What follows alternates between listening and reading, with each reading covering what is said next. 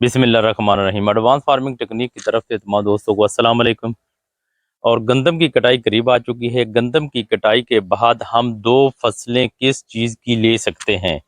एक तो धान है, ये हम गंदम की कटाई के बाद लगाकर उसके बाद दोबारा फिर लगाकर दो फसलें हासिल कर सकते हैं।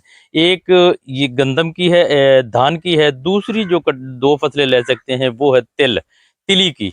हम तिली की भी दो फसलें ले सकते हैं, लेकिन लेनी कौन सी है, वैरायटी कौन सी लगानी है। वैरायटी लगाने के लिए आपने इंतखाब करना है 80 से 90 दिन वाली का।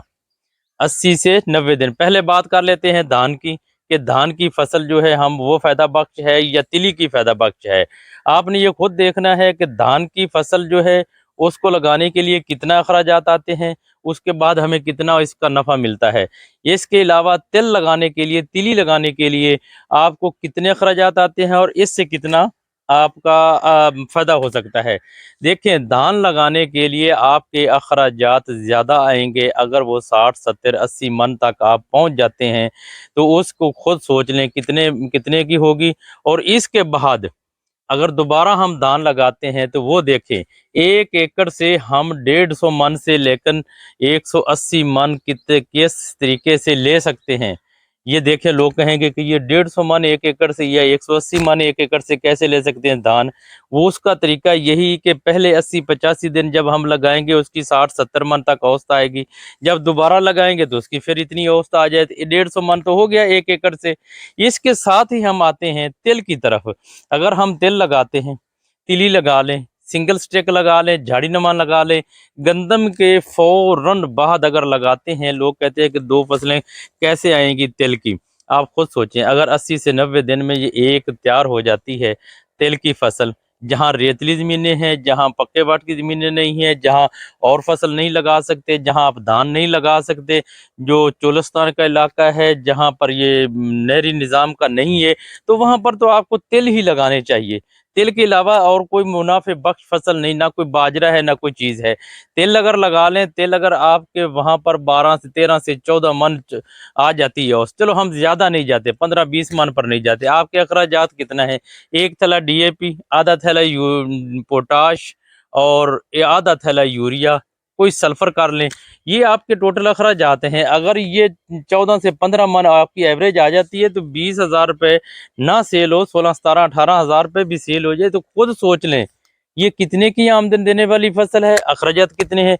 इसके बाद जब गंदम के अप्रैल में आप लगाते हैं तिल, तो 80 दिन उसका निकालें, उसके बाद दोबारा फिर निकालें। काफ़ी सारे लोगों ने ये किया हुआ है ऐसी, आप करके तो आजमाएं। और उसके बाद अगर जहाँ जो सबसे ज़्यादा काश्त होने वाला इलाका है वो होता है धान की डबल फसल लेने का, जिनके पास कोई ऑप्शन नहीं है, जहाँ पर तिल काश्त नहीं होते, तो वहाँ पर ये डबल धान की काश्त लगा करने के लिए आपको 80-85 दिन वाली जो वैरायटीज़ हैं उनका इंतखाब करना है।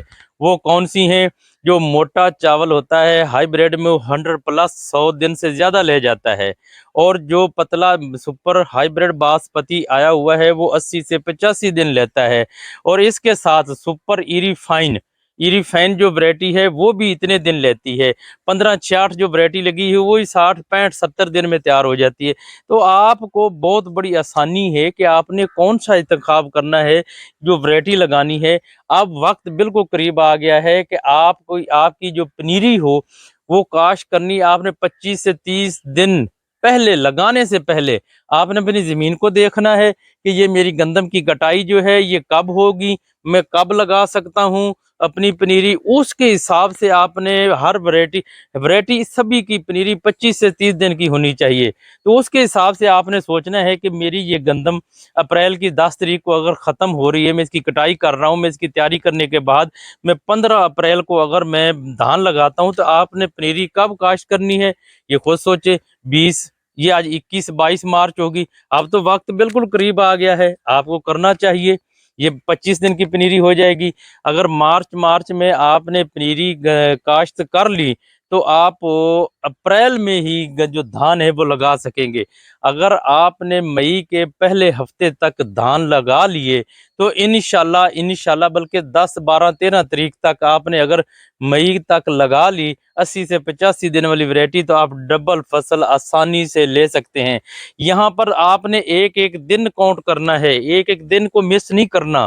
तो इसीलिए अगर आप 160 दिन यानी 5-6 महीने में 2 फसलें ले सकते हैं तो हमें लेनी चाहिए। यही हमारा जो महंगाई का दौर आ रहा है, इस महंगाई का तोड़ यही है कि हम अपनी पैदावार बढ़ा दें, फसलों की काश्त ज़्यादा कर दें, कम दुरानिये वाली फसलें काश्त करें, गंदम भी कम दुरानिये वाली करें और धान भी करें। ये मालूमात थी कि आपने गंदम के बाद तिल लगाने हैं या धान लगाने हैं। ये दोनों ऑप्शन है, जो इसमें अच्छा लगे वो आप कर सकते हैं। वस्सलाम, दुआओं में याद रखना।